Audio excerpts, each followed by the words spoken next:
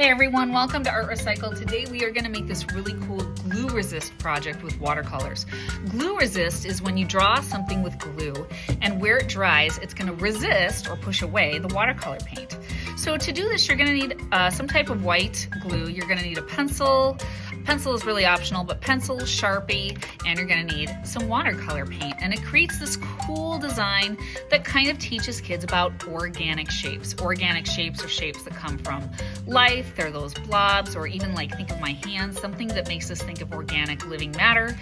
A geometric shape is the opposite. That's a shape that's like a square, triangle, rectangle, something that comes from math, and it has definite laws. So without further ado, let's go ahead and get started on this beautiful flower project for summer. All right, so to go ahead and get started, I'm going to draw my flower with pencil first. You don't have to. If you feel confident that you can just draw it with glue straight away, you could just jump to this step. But just to teach you how to draw it, I'm going to start in the middle of my paper. I'm going to come out, up, kind of like a gentle curve there. Then I'm going to swoop wide, because remember, we don't want these shapes to be small. If they're too small, it's going to be too hard to go over them with the glue and they'll fill in. So notice, I'm taking up most of my paper. I'm going to jump up here. If I ever go too fast, just pause the video. I'm going to come out, swoop up again, kind of like a gentle curve there. I'm going to curve down, come and touch in the center again. Now, to help me kind of keep my petals in track, eventually you're going to see me turn the paper. I'm going to turn it this way. So I'm going to touch here. I'm going to come down, swoop around, come and touch the center, and I'll just kind of keep rotating like that.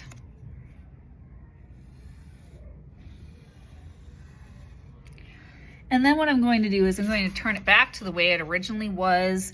I'm going to fill in one more flower petal right here by touching here, coming around, making a big swoop and coming down like that.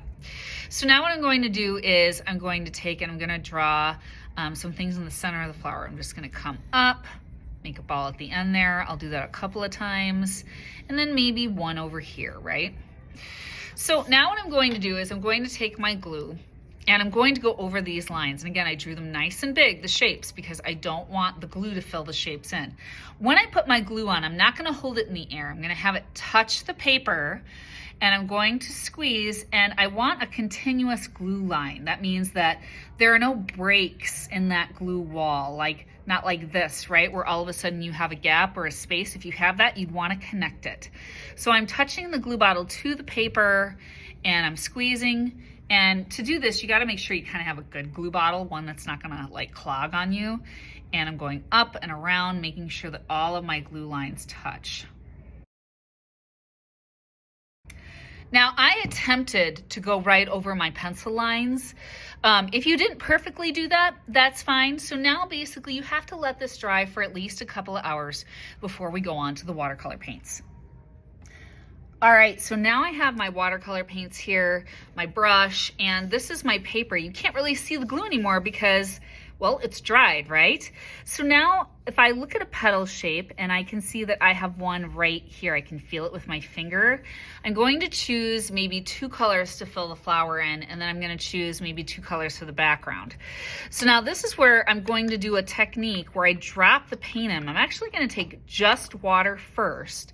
Pick a shape like my petal here. I can see where the glue is.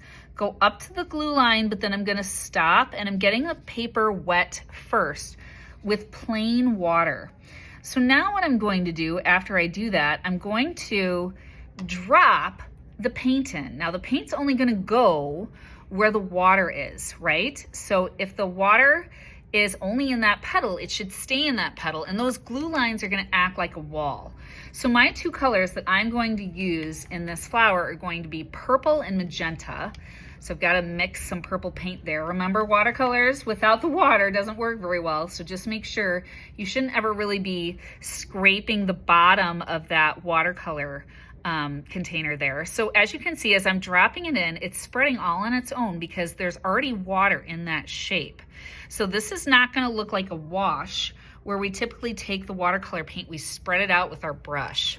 And you're gonna get shapes in here that are free-form, meaning they weren't kind of planned.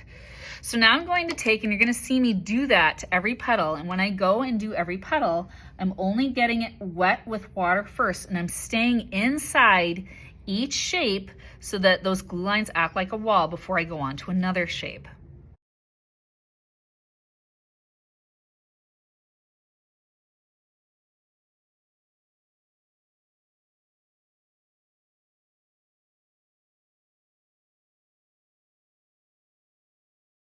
So now I should mention, if this does get too puddly, you feel like your paint is going to overflow, you can always take a Kleenex, take the corner of the Kleenex and dip it into the puddle, and it will soak some of that watercolor paint up. All right, so there you can see that my flower is now painted in, and you can see where the glue is, it's blocked the watercolor paint from going there. So that's kind of important, as you'll see later. So now I'm just gonna pick one or two colors and I'm going to paint the background, something that's not like the color of the flower, because I do want that flower to kind of pop out and stand out. So I'm gonna pick green and I'm gonna pick blue. Now this time you're just gonna see me do a normal wash. So in other words, I'm not dropping the water down first. I'm just going to paint, and I'm just gonna let these two colors kind of run together. Meanwhile, I am trying to go up to the glue line of the flower. Whoops, because you see, if I cross that glue line, you can see what just happened there. I kind of had that green bleed into my magenta, and it's kind of forming this grayish brown there. If you like that, you can keep that. If you don't like that, you can always take a Kleenex, again, dab it, and that should actually take that, as you can see, right off. But then eventually you'd probably have to put more of your original color down, which for me would be the magenta.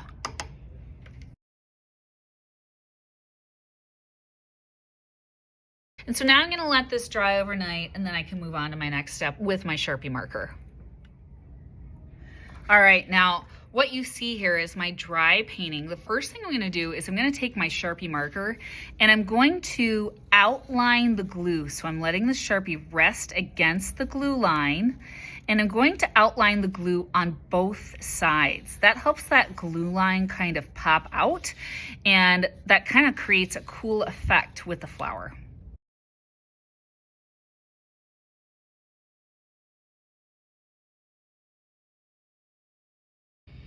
All right, there we go. You see I traced the inside and the outside of those glue lines, and it creates this cool effect where now the white where the glue was kind of pops out.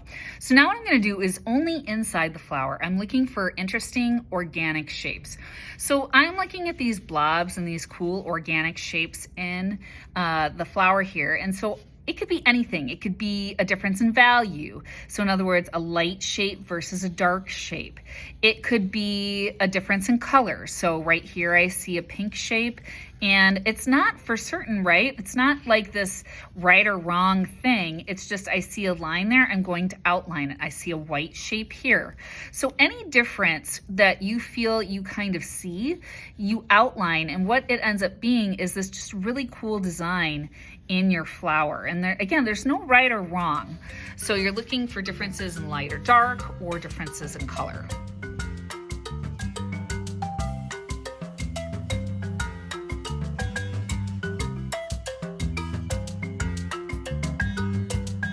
There we go. Now I do have one rule when kids do this, and that rule is that when they're outlining shapes, it's got to be a shape. In other words, if I see something, I wouldn't want to just stop in the middle like that and just have a line. You would want to end that somewhere, whether it's hitting another line or whether it's hitting the glue, and it creates a shape. And so now my flower looks beautiful. It stands out against the blue and green background. If you wanted to do this with the blue and green background, you could too, but dropping that paint into that water-soaked paper is what kind of created those cool blobs in the first place. And now I have a beautiful flower decoration for my home. So I hope you enjoyed this lesson on Art Recycled, and I will see you next time. Bye.